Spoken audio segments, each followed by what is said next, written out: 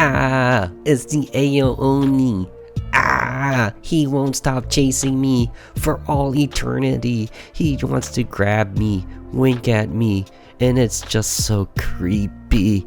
Ah, this man named Brad, if only there was a way to hide from him. So, I hear that you want to hide from the Ao Oni. You think it's simple. It is quite simple. But there's a couple of steps you will require. First of all, watching part 2. But before that, watching part 1. But before that, liking the video, commenting down below, subscribing to TheOdie, and checking out my website to see the other projects I have created and to determine whether or not this tutorial will be worth your time. It's a lot of steps, but I promise it will probably be good. Sometimes name's TheOdie, and let's get into this. Last time on the Ao Oni tutorial series, we have an upstairs, we have 3 maps, we have the spawner. Wait, the spawner now runs on a control variable and a common event?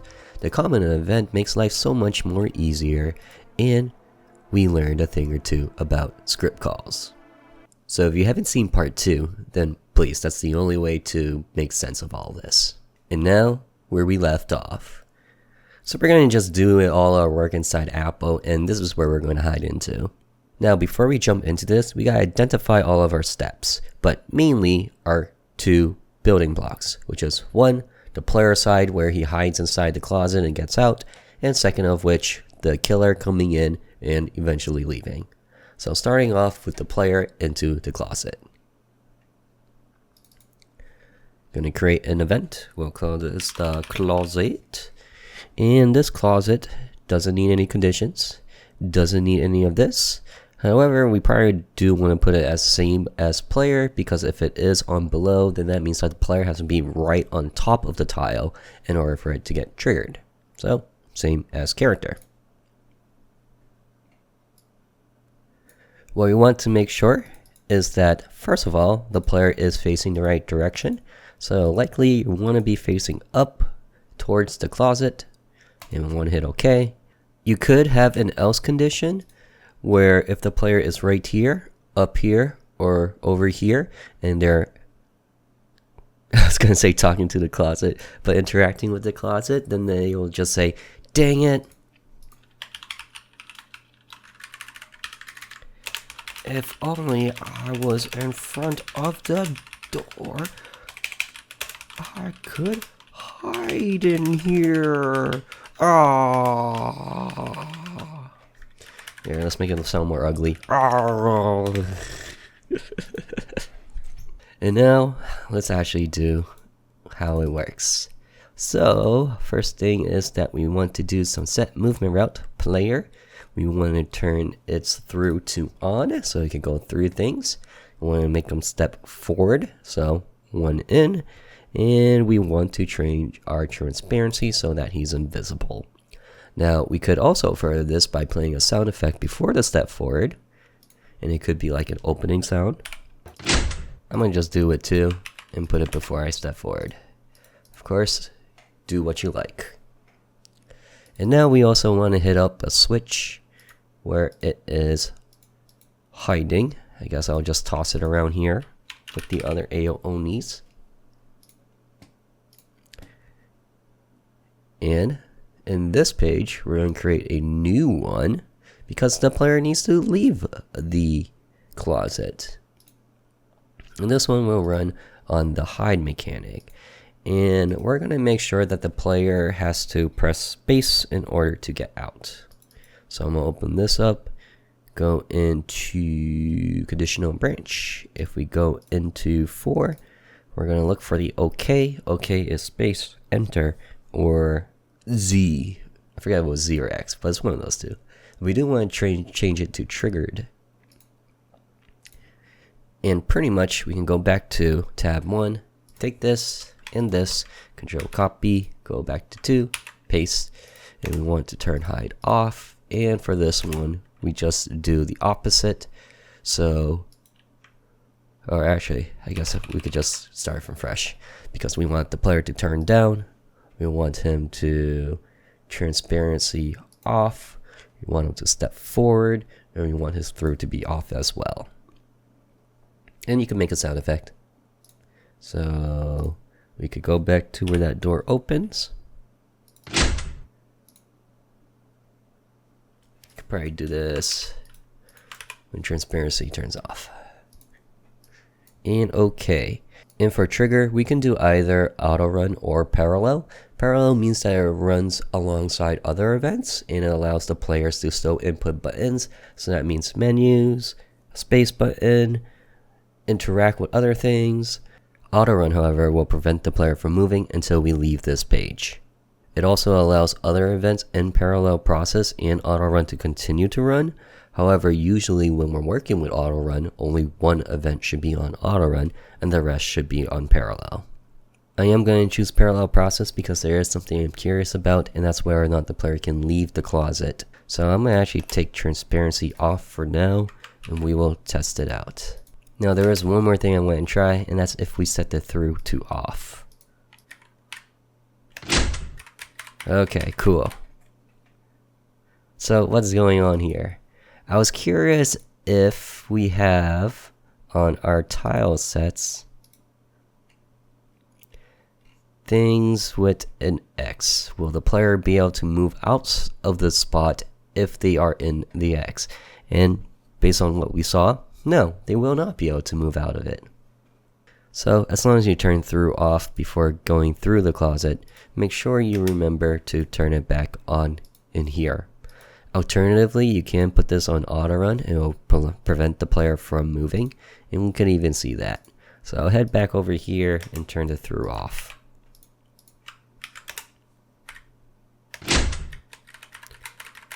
This time we can't even move it at all, but if we hit space, it will still work.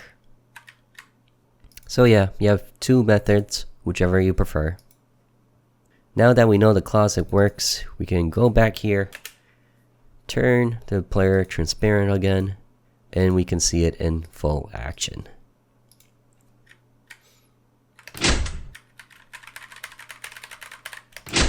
Haha! No Ao Oni for me! Alright, so the player portion is completed. Now let's work on Jeff. Jeff the killer. Oh wait, it's Brad. My bad, Brad. This is why he keeps trying to murder me. Learn my name, damn it. Anyway, so to work on this, we call that we have our spawner controlled by the variable. And a spawner is simply just placing Brad, our killer, into position, which will be right here. But remember that in Brad's movement path, it is to always move towards that player for all eternity, to never stop. So we need to get him out of this loop, and that is by copying this page, pasting this page, deleting this, and clicking this, and making sure that hide is one of those conditions. So it needs both Ao Oni and hide for Brad to be on this page. And of course, instead of custom, we want it fixed so that he's not trying to go towards the player. Let me just move this off because I like to look at the closet. So in here, what we're going to do is have movement route, this event. He's going to take a step forward, which means he is now in this position. Then what we want him to do is spin around for a couple of times. So let's have him do turn at random, 1, 2, 3, 4. And we want breaks in between each of these spin, and maybe even before the spin. So we'll have them wait a second each. And of course, we also want another one at the very end. But now looking at this is 5 seconds long, and I'm like, is that too long? Maybe it is a little too long. So let's take out one spin. And okay. And once it reaches to that endpoint, it'll move on to the next, which is having Brad leave. So he moved 2 steps up, he'll just move 2 steps back down. Turn down, step forward, step forward. But actually, now that I'm thinking about it, if we want to preserve this so that we can just copy and paste it into our future events where we don't know if we're entering from the bottom, the left, right, or top, and we don't want to enter through this to manually change it every time, there is a step that we can do. That's by deleting these 2. Instead of turning at random, let's control it. Let's just turn them 90 degrees each time. 1, 2, 3. And instead of turning down, he's going to turn 90 left, and then he's going to take 2 steps forward. So if we think about it, he comes up, turns 90 degrees right, turns 90 degrees right, turn 90 degrees right, and then he turns 90 degrees left and heads on off. Okay, and of course we need him to get out of here, and that's by a very simple erase event, but we also want some sound effect to make it sound good. So wherever your door noise is, play it. Oh, and of course we do want to switch the trigger to parallel process. So the neat trick here is that if the player was to leave the closet before it reaches erase event, this page will no longer exist, and this one will take control. Okay, so now we got another thing to think about, and that's if the killer has come into the room and spotted the player going into the closet. And we're going to have to go back into our database, back into the spawner. Move this over. So all of our work will be after this wait frame, because that's how long it takes for for Brad to get spawned. And we're going to add a switch. And this switch is going to be player spotted. And I guess if I want to stay consistent with all my other switches, I'll just put a underscore there. And okay. But of course, don't forget we have to reset this switch. So above this timer, or the wait frame, we turn it off. So if we look at this, from top to bottom, Brad gets invisible, Brad gets its teleportation spawn location data, player spotted turns off, we give the player some leeway to run around a bit, we turn player spotted on, then we actually teleport Brad, turn him towards the player, and no longer invisible, and then we erase that event. So moving on into hide, we'll put a conditional branch for hide, and that is if the player has been spotted has been turned on or not. And you could just cut and paste it in here, but also in an RPG Maker as of this version. You can also drag and drop it into things. Oh, I realize this should be off. Alright, so the thought process here, and the reason why this would work, is because the player can still enter the closet when Brad is in the room and Brad sees the player go into the closet. So this page will never be active, meaning that the player can never leave the closet. He'll actually be stuck there for all eternity. But the moment that Brad, through his own page, catches the player, then he'll do his dirty deeds of laughing at you, grabbing your shoulders, and winking for, well, an ungodly long time. But of course, that's just a thought process. We'll have to test it out. Brad he's chasing me. Oh god, I gotta hide in this closet. Oh, I hope he doesn't see me. Oh god, he sees me, and he's got me, and he's doing it for all eternity. Ah! Alright, so we know that side works. Now we do gotta test it out for if the player has hidden in the closet before Brad has spawned.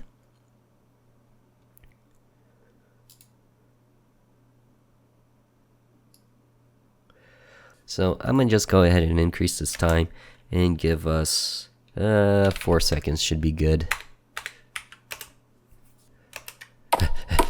Gotta escape this, Brad. Gotta escape this, Brad. Gotta escape this, Brad.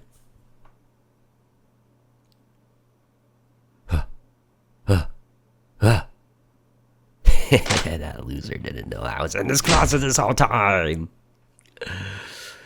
And let's also leave the room and come back just to make sure that everything still works. In the closet. That's that Dumbo. He heard me come out. He heard me go into this room, but he still doesn't know where I am.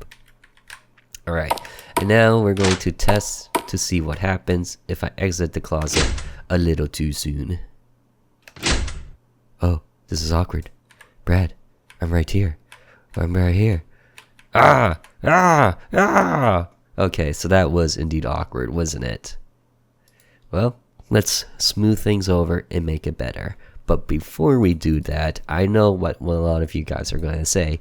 What if for the other maps I only wanted to take 1 second, but in the hide rooms I wanted to take 4 seconds? Well, that's when we can just take this, control copy, control paste, put in parentheses, hide. I'll even capitalize it so that I can see it so much more easier. So for hide, it'll be 4 seconds, but for every other room, it will be the standard 60 frames or 1 second. And back into the spawner, let's just move this over to the hide. And now to work on what we found was awkward. And that is this. You see, the awkward thing here is that the killer is trying to go through all that motion, but I believe if we hit this wait for completion off, then it will just work. Alright, he's got me. This time it only took him 1 second to get into this room, but for whatever reason, whenever I go into Apple, he just takes an ungodly long time to figure out where I am. So ungodly long that he actually doesn't even come. And that made me realize why. Because we unchecked wait for completion, that means that it's in the engine, it's just going to move on to here and then move on to here. So it does not wait for all this to complete, it just keeps going and it hits the RS event before it actually gets there. So what that means, so that we need that thing back. And as unfortunate as it is, we do have to split this apart one at a time. So now that I went ahead and broke it all up, it now has checkpoints between each and every single one of these lines to see if the player has stepped out. And if you don't like weighing a full frame, what you could also do is split this into pieces. And I think 10 frame is a good breaking point, and you could just paste it 6 times or 5 more times. Alright, so now you got a lot of breaking points. And let's check this out. Brad is after me. Oh my god. Oh no. I'm gonna go hide in this closet. I just happened to know. Oh god. Oh, that was so awkward. He almost got me. He almost got me. Oh shoot, damn it, I came out by accident. When I get nervous, I just jump out of hiding spots. And you know what? I also forgot to check to see that everything still works and nothing gets broken if I jump out and I leave the room. Oh god, he's gonna get me. Oh god, oh god. I might just go in this corner because I have the power of ultimate juking. And I'm gonna hide in this closet. Oh god damn it, he got me. He got me from the side too. Oh, it's torture. It's horrendous. So hopefully you improve your death cutscene a little bit better than what I got, so it doesn't look this awkward. Perhaps a red flash, dip to black, game over screen. I don't know. And there you guys have it, hiding from the Ao Oni. He will never be able to find you again. I know there were probably a couple things that didn't look too great, such as the Ao Oni coming from the side, as well as the player not being able to jump out of the closet if the Ao Oni sees you go into the closet. But this is actually where it gets kinda interesting as a solo indie developer. If you were to weigh the two options and take a look at how much we had to put into our code, you'll see that it's very simplistic for what we want to achieve. And then you also have to weigh and consider how likely is the player actually going to jump out of the closet when the Ao Oni is coming in to chase them. How likely is the player going to jump into the closet and wanting to jump out of the closet while the Ao Oni have seen them go into this room and into the hiding spot. The thing is, if we want to add all these little things, it does require more switches, more conditions, more pages, and it does complicate things to a level where we gotta ask ourselves, is it really that necessary for us to do to achieve something that very, very, very few are going to see?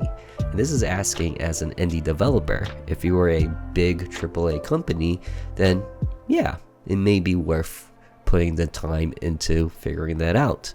But because you got so much more to do in your project, my opinion as the indie developer, you gotta let a couple of things slide. And if it's the few things that only very, very few will be able to see or actually interested in seeing, then it might not really be worth it.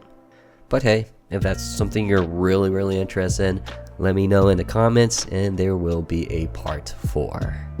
Just know it won't look as clean as what we made so far. Alright, if you enjoyed the tutorial, then I'd appreciate a like, and if you want to see my other projects, then check out my website. I have some commercial projects that I've made on there, as well as a couple of fun experimental projects that you guys can download and play and investigate for yourself. Till the next one, later.